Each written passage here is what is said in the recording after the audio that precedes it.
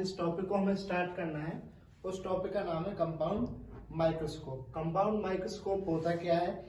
एक optical instrument है जो यूज किया जाता है हाईली मैग्नीफाइड इमेज देखने के लिए छोटे से ऑब्जेक्ट की। ठीक है, उसके बाद इसका डायग्राम देखते हैं। इसके अंदर हम दो लेंस लेते हैं, दो कॉन्वेक्स लेंस।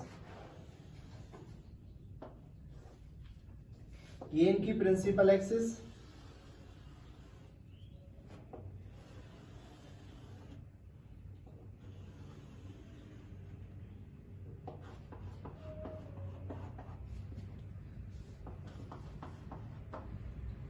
ये जो लेंस है इस लेंस को बोला जाता है ऑब्जेक्टिव लेंस। इसको ऑब्जेक्टिव लेंस क्यों माना जाता है? क्योंकि ये ऑब्जेक्ट के पास होता है। इस लेंस को बोला जाता है आई लेंस, बिकॉज ये हमारी आईज के पास होता है। उसके बाद ये जो ऑब्जेक्टिव लेंस है इसकी जो फोकल लेंथ होती है वो स्मॉल होती है। फोकल लेंथ इसकी स्मॉल होती है, इसकी फोकल लेंथ लार्ज होती है आई लेंस की। उसके बाद हमने इसकी फोकल लेंथ ली f। कौन सा लेंस है? Objective FO। जितनी इधर आपको लेनी है उतनी ही इधर लेके वो क्या हो जाएगी 2f। जो हमें ऑब्जेक्ट रखना है इस फोकस से इधर रखना है। इसको नाम दिया हमने AB। एक रेली पैरेलल टू प्रिंसिपल एक्सिस, वो कहां से चली गई? फोकस से। दूसरी रे हमने ली ऑप्टिकल सेंटर O से और वो बिना डेविएट हुए सीधी चली गई। ठीक है, अब ये जो इमेज है इससे दूसरी वाली साइड में बनी, इरेक्ट बनी, इससे मैग्नीफाइड बनी। इसको नाम दे दिया हमने A' और B'। ठीक है, अब ये जो लेंस है आपका आई लेंस, इसकी फोकल लेंथ कैसी है? लार्ज। उस फोकल लेंथ को हमने मान लिया वो फोकल लेंथ इतनी है FE। जितना इधर मानना है उतना ही आपको इधर मानना है। ये क्या हो जाएगा 2FE। E किस लिए लगाया है? आई लेंस की फोकस के लिए। ठीक है, यहां से एक रे पैरेलल लेनी है। पैरेलल रेज कहां से चली जाएगी? तो आंसर है फोकस से चली जाएगी। दूसरा, हमें यहां से एक लाइन लेनी है, उनको पीछे की तरफ रिट्रेस करना है।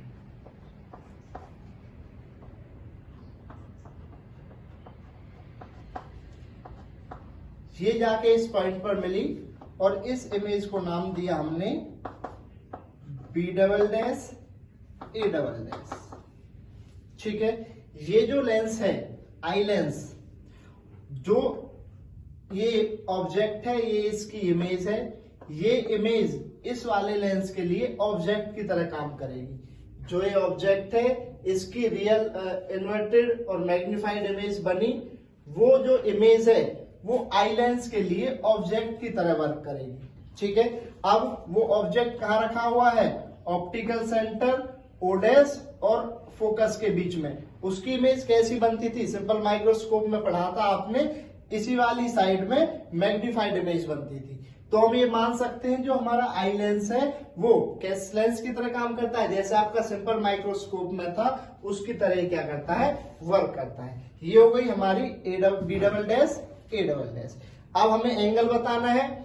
एंगल फाइनल इमेज के साथ एंगल बीटा और ऑब्जेक्ट के साथ एंगल अल्फा। हम क्या करेंगे? इसको यहां तक बढ़ा के इस पॉइंट को नाम दे देंगे Q, इसको मान लेंगे एंगल अल्फा।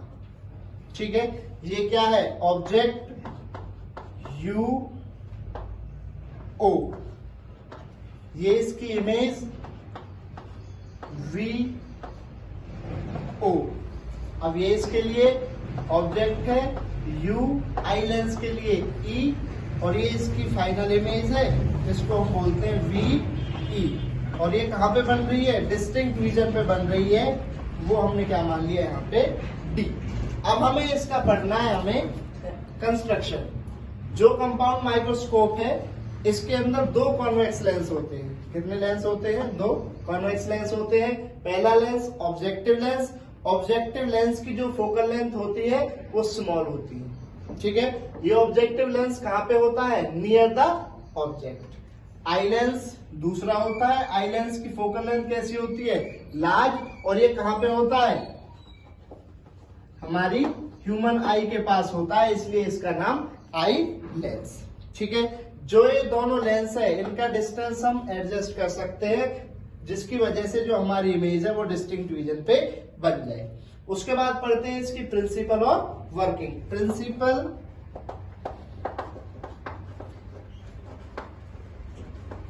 वर्किंग, प्रिंसिपल और वर्किंग में आपने ऑब्जेक्ट को कहाँ रखना है? बियॉन्ड फोकस, फोकस से बियॉन्ड रखना है, ऑब्जेक्टिव लेंस के पास। Where an object is placed just outside the principal focus of the objective lens. Objective lens के प्रिंसिपल फोकस से आउटसाइड जब हम रखते हैं, a real inverted and magnified image हमें मिलती है, वो इसके दूसरी साइड में हमें मिलती है। उसके बाद which act like an object for eye lens, ये जो इमेज है इस ऑब्जेक्ट की, ये आई लेंस की तरह किसकी तरह वर्क करती है? एक ऑब्जेक्ट की तरह वर्क करती है। The final image form by the eye lens, eye lens की वजह से जो हमारी फाइनल इमेज है वो क्या होती है? बनती है। कहां पर? Least distance of distinct vision. ये क्या हो गया इसका प्रिंसिपल और वर्किंग। उसके बाद हमें पढ़ना है मैग्नीफाइंग पावर। मैग्नीफाइंग पावर आपको पता है, जो सिंपल माइक्रोस्कोप के अंदर आपने पढ़ी थी, एम से इसको डिनोट किया जाता है। जो आपका एंगल बना किसके साथ? फाइनल इमेज के साथ, उसको हम बोलेंगे it is defined as the ratio of angle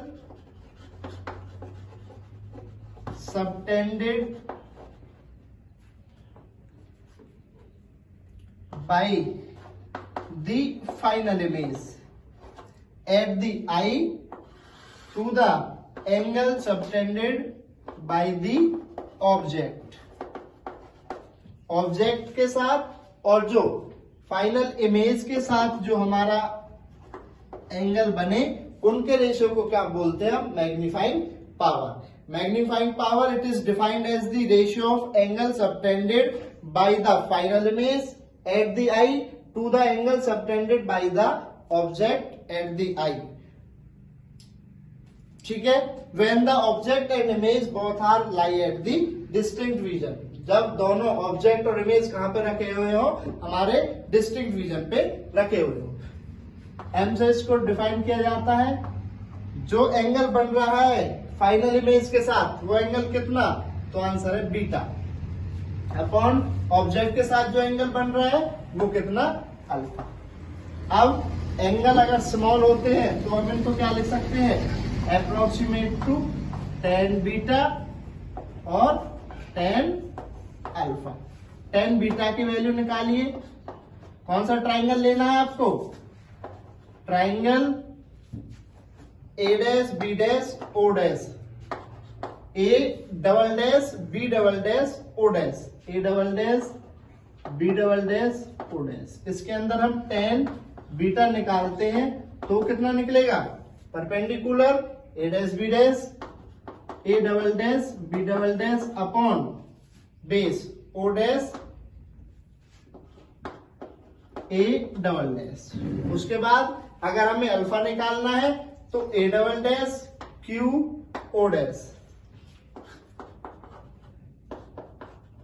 in triangle A double dash Q और ओ डैश, tan अल्फा निकालिए, वो क्या हो जाएगा? A double dash Q upon O dash A double dash. अब ए डबल डैश क्यू किसके बराबर है? ए बी के, तो हम इसको लिख सकते हैं tan alpha is equal to A B upon O dash A double dash. Side में आप लिख सकते हो जो ए बी है वो किसके बराबर है, ए डबल डैश क्यू के बराबर है। वैल्यूज को पुट करिए, m equal to tan beta कितना, A double dash B double dash upon O dash A double dash upon A B O dash A double dash, m equal to A double dash B double dash upon O dash A double dash multiply, इसको ऊपर लेके गए O dash A double dash upon A B, इससे इसको cancel कर दिया तो m की वैल्यू कितनी आ गई, A double dash B double dash upon A B. अब हमने क्या किया, multiply and divide by A dash B dash, m equal to A double dash B double dash multiply, हमने ए डैश बी डैश से multiply किया, A dash B dash से divide किया।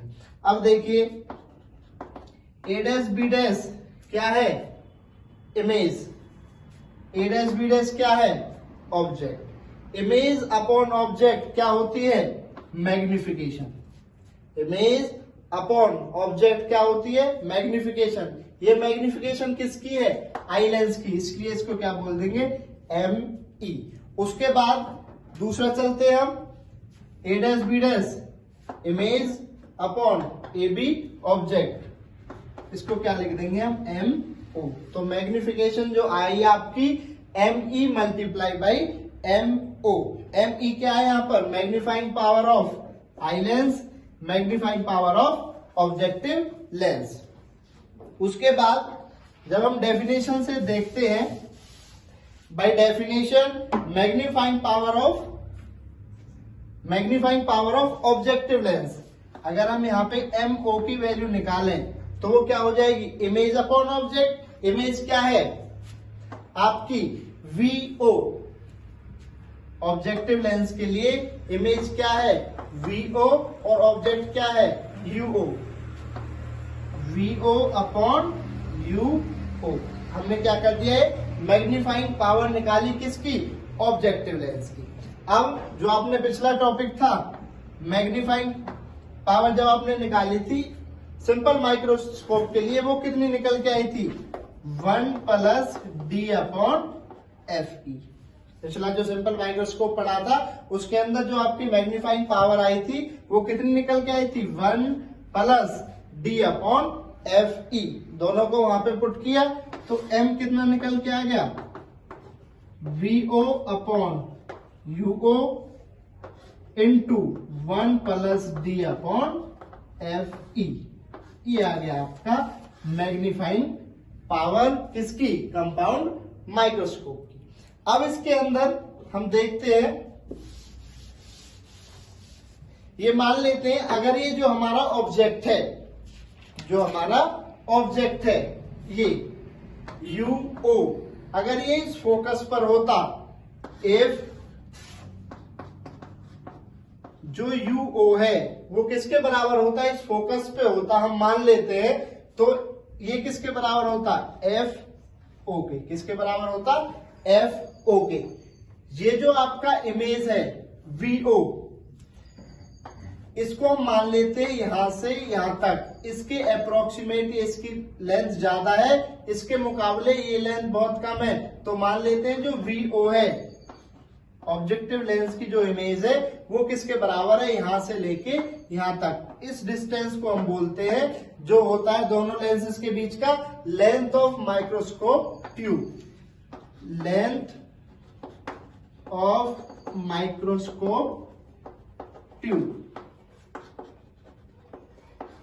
ठीक है। तो अगर हम इनको इस फॉर्मूले में पुट करते हैं तो ये क्या, जो हमारा मैग्निफिकेशन आएगा वो क्या आएगा, V O L upon F O into 1 plus D upon F E. उसके बाद जो नेक्स्ट केस है वो हम मानते हैं when final image form at infinity. अगर जो हमारी फाइनल इमेज है वो कहाँ पे बने, इंफिनिटी पे बने। जब इंफिनिटी पे फाइनल इमेज बनती है तो आपने सिंपल माइक्रोस्कोप में पढ़ा था, वो कितना आता है, D/FE। इस ME की वैल्यू हम वहां पे पुट करेंगे तो M equal to L/FO into D/FE। ठीक है। अगर हम लेंथ नापे इसकी, आपकी जो आप माइक्रोस्कोप ट्यूब की लेंथ है, अगर इमेज इंफिनिटी पे है तो हम क्या बोलेंगे, जो ऑब्जेक्ट होगा U, हम बोल देते हैं VO प्लस FE। जब हमारी इमेज कहां पे हो, इंफिनिटी पे हो। जब हमारी इमेज इंफिनिटी पे ना हो के कहां पे हो, डिस्टिंक्ट रीजन पे हो, तो VO प्लस UE वो क्या हो जाएगा, इसकी लेंथ हो जाएगी हमारे माइक्रोस्कोप ट्यूब की। इस वीडियो में किसी को कुछ प्रॉब्लम है तो वो कमेंट करके बता सकता है। धन्यवाद।